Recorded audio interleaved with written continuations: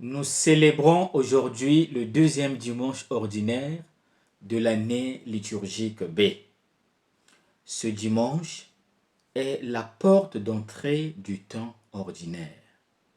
Ce dernier est une saison importante pour célébrer l'expérience chrétienne. Cette saison liturgique du temps ordinaire se déploie en deux phases. La première va du lundi du baptême de Jésus jusqu'au mardi précédant le début du carême. La deuxième va du lundi après la Pentecôte et au samedi après la solennité du Christ roi. Dans l'usage liturgique qui nous intéresse, le temps ordinaire désigne les 33 ou 34 semaines situées en dehors des temps forts que sont l'Avent et le temps de Noël, le carême et le temps pascal. Durant le temps ordinaire, nous avons la chance de contempler Jésus dans plusieurs dimensions de son mystère. Cette saison liturgique du temps ordinaire, c'est aussi le temps où nous nous laissons guider par la pédagogie de Dieu. Telle est la thématique qui lie les lectures de ce dimanche. Nous avons devant nous trois pédagogues. Le prêtre Élie, Jean-Baptiste et Jésus. En première lecture, le prêtre Élie joue le rôle de pédagogue auprès de Samuel. 3 fois dans la nuit, alors que la lampe à huile crépite encore dans le temple, Samuel entend l'appel d'une voix qui l'appelle par son nom. Samuel confond la voix de Dieu avec celle d'Élie, car Samuel ne connaissait pas encore le Seigneur et la parole du Seigneur ne lui avait pas encore été révélée. La pédagogie de Dieu est admirable. Elle se fait par étapes, permettant à Samuel, encore très jeune, de parvenir à la compréhension de la mission à laquelle le Seigneur le destine. Samuel trouve en Élie un guide qui est un véritable éducateur, un pédagogue capable de percevoir la nature de l'expérience profonde que Samuel est en train de vivre.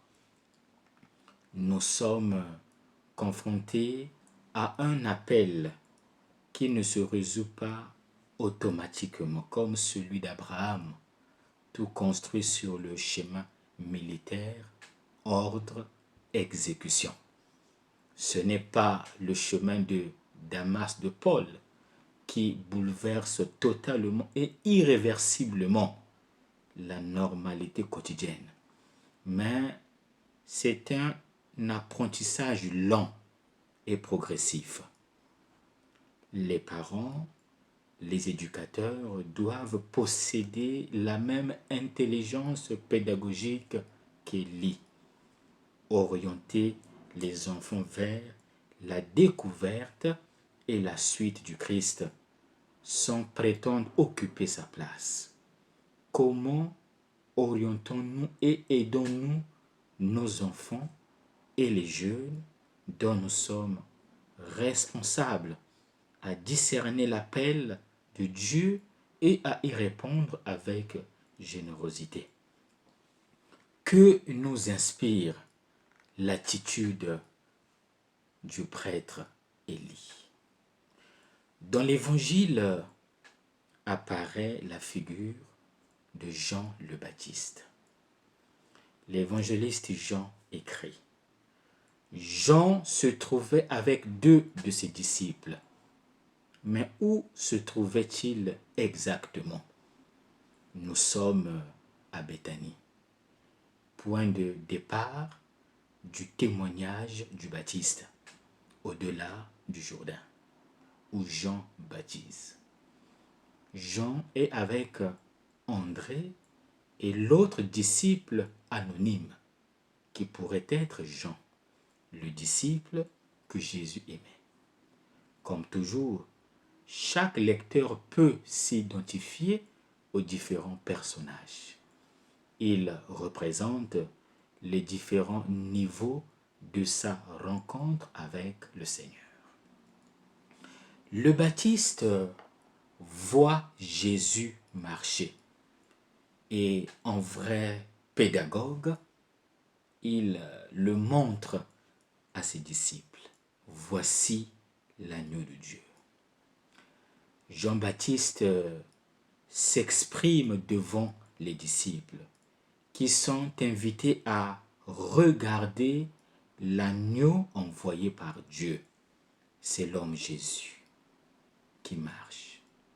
Jean-Baptiste l'a vu même lorsqu'il était enfant. La première rencontre ayant eu lieu dans le sein de sa mère. Grâce à la médiation du Baptiste, André et Jean rencontrent Jésus, le Messie attendu et annoncé par le Baptiste. Personne ne rencontre le Verbe de Dieu, la parole incarnée, si ce n'est en écoutant une voix qui en témoigne. Mais la parole elle-même reste inerte s'il n'y a pas d'oreille pour entendre sa voix. En entendant parler le Baptiste, les 2 disciples suivent Jésus.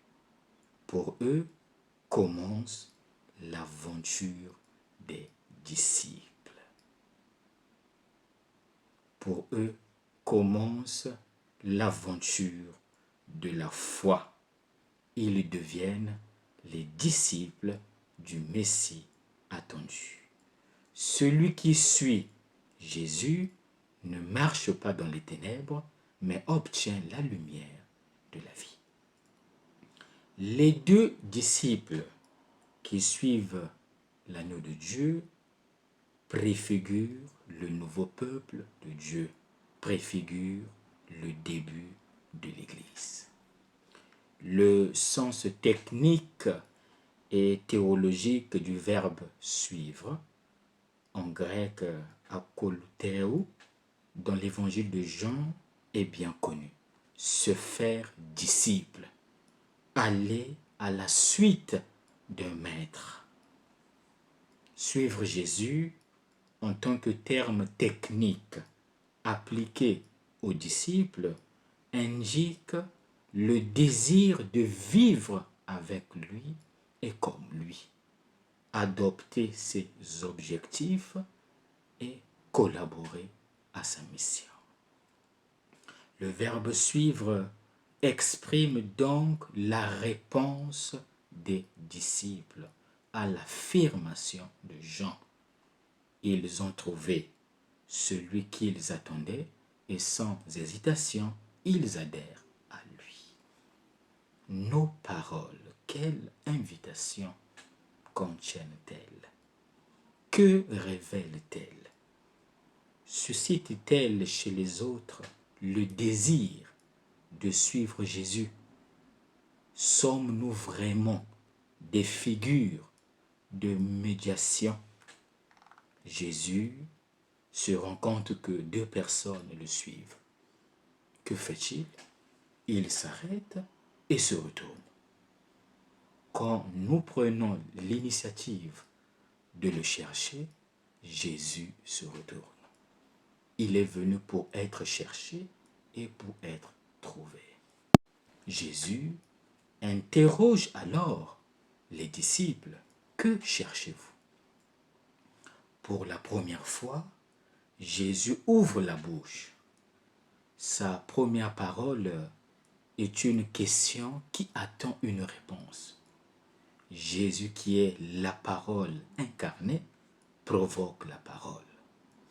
Jésus ne nous adresse pas des affirmations ou des commandements, mais une question que chacun doit se poser. Qu'est-ce que je cherche vraiment dans ma vie, dans mon travail, dans mes relations, dans mon ministère sacerdotal, diaconal ou épiscopal? L'homme est par nature interrogatif, en quête et ouvert à l'infini. Il désire toujours plus. Les deux disciples cherchent la maison de Jésus. Rabbi, où demeures-tu? En d'autres termes, qui es-tu? L'homme cherche où habite le Verbe. La maison n'est pas la tanière, mais plutôt le lieu des relations et des affections qui rendent la vie humaine. Jésus ne laisse donc pas tomber la question des deux disciples. Il leur répond, venez et vous verrez. Jésus leur adresse à son tour une invitation qu'ils voient eux-mêmes, qu'ils fassent l'expérience de la vie avec lui, qu'ils y trouvent la réponse à leur recherche. Mais concrètement, qu'est-ce que les disciples ont vu? L'Évangile ne le dit pas immédiatement. Leur expérience est décrite par ces mots. Ils l'accompagnèrent, ils virent où il demeurait et ils restèrent auprès de lui. Demeurer ensemble, c'est avoir la même maison, c'est faire de l'autre sa maison. Les disciples font l'expérience de la joie initiale d'une vie féconde et épanouie, comme le sarment relié à la vigne. L'expérience d'André dans son contact avec Jésus provoque immédiatement en lui le besoin de le faire connaître. André annonce la nouvelle à Simon-Pierre en ces termes. Nous avons trouvé le Messie. André annonce à Pierre que l'attente est terminée, le Messie est présent. André parle au pluriel. Nous avons trouvé. L'expérience du Messie est communautaire. Quel est l'enseignement à retenir? L'Évangile présente la diffusion du témoignage comme une contagion, ou mieux encore, comme un feu qui se propage de l'un à l'autre, enflammant tout le monde de la même lumière. Après avoir reconnu le Messie, Jean-Baptiste l'indique à deux de ses disciples qui le suivent immédiatement. L'un d'eux, André, conduit son frère Simon à Jésus. Chacun vient à la rencontre de l'autre par la médiation d'un autre qui lui rend témoignage. Quel est le contenu? Quel est le contenu de notre témoignage? Que contiennent nos paroles? Que révèlent-elles? Où conduisent-elles? Suscite-t-elle la conversion ou provoque-t-elle l'amertume? À quoi nous convie ce dimanche? Aujourd'hui, nous sommes invités à être des figures de médiation. Toute médiation est essentiellement référentielle. Toute médiation renvoie à la rencontre originelle avec Jésus comme lieu de la révélation de Dieu. Que nous reste-t-il à faire? Il ne nous reste plus qu'à conjuguer aujourd'hui les verbes chercher, trouver, suivre et rester. Mettons-nous à la quête du Seigneur et l'ayant trouvé, demeurant auprès de lui. Bon dimanche à tous et que Dieu vous bénisse.